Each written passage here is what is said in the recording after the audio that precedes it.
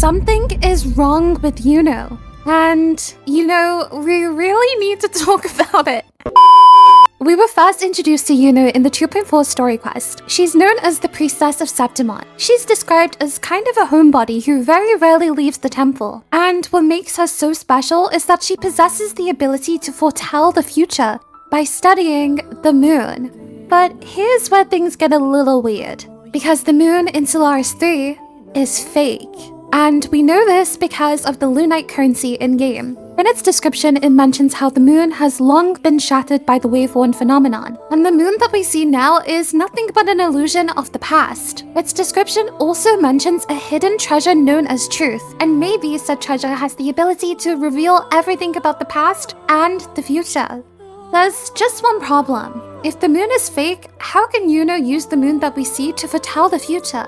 It also appears that this moon that we see is unpredictable and does not follow the typical moon cycle. And we see this in the many different ways it presents itself in different parts of Solaris 3. In Jinzo, it looks one way, and in Maruna, it looks another. It seems that each region has its own unique appearance of the moon. But why?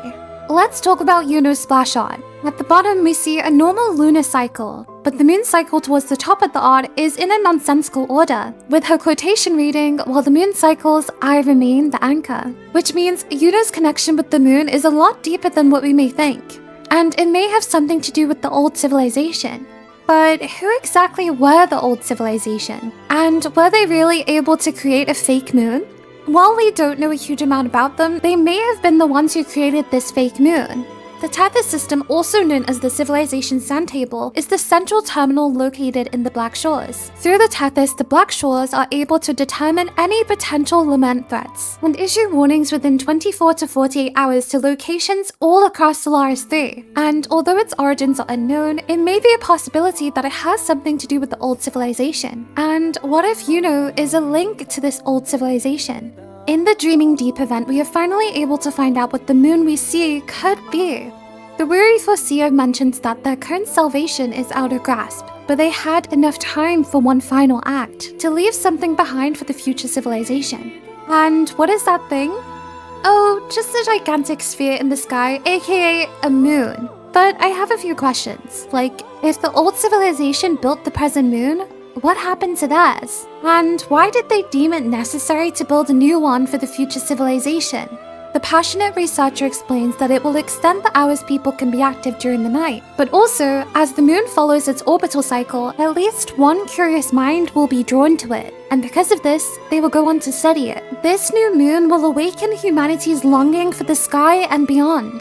But why is this important? Why did the old civilization hope for the new civilization to be curious enough of their creation for them to study it? Well, it may be because the salvation of Solaris 3 lies beyond Solaris 3, in space. The Weary Foreseer explains that the new civilization will be wiser than the last. They will look to the sky and earth earlier than they did. This suggests that it was too late before the old civilization realized that the key to their salvation lies beyond their planet. By creating a new moon, it would become a beacon to grant future generations the time that they need, and signal the new civilization to reach beyond the stars. So where does Yuno come into all of this? Notice how in the Dreaming Deep event, the one who creates the moon is referred to as the Weary Foreseer, and Yuno is a priestess who is able to foresee the future by studying the moon. So maybe similar to the Weary Foreseer, Yuno will be the one to guide the new civilization to their salvation, a life away from the lament, and also a life in space, but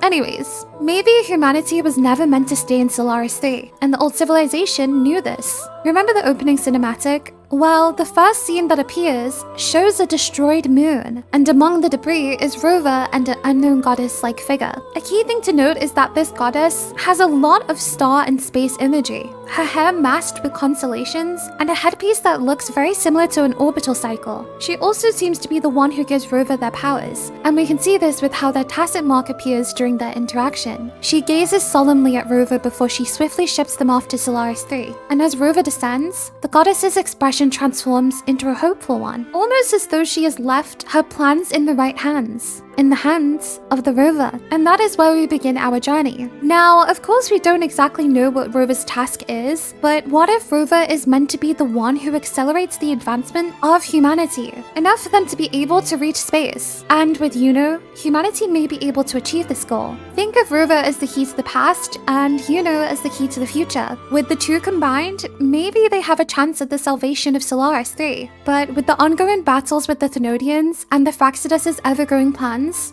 let's just hope they figure out how to save humanity before the Fraxidus turns everyone into tacit discords. And with that being said, I will leave it there for today. Please feel free to let me know in the comments your personal thoughts and theories on what we discussed. And as always, make sure to leave a like if you enjoyed the video and subscribe if you haven't already. I will see you in the next one. Take care. Bye.